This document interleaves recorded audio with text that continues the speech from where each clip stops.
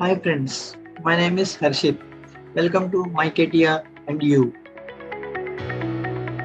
I live in a city called Visakhapatnam, which is in the southmost part of India, and it is also known as the city of destiny. It has a beautiful beach in it.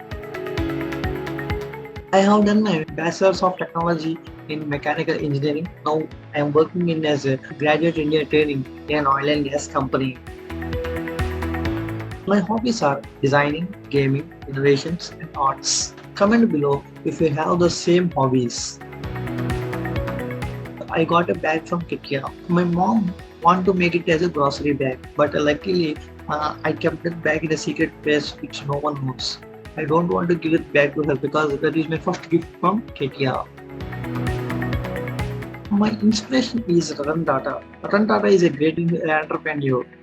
I want to work with him and I want to be like him. He's a greatest person in India, one of the great business person in India. This is my CATIA designs, which is made in CATIA V5.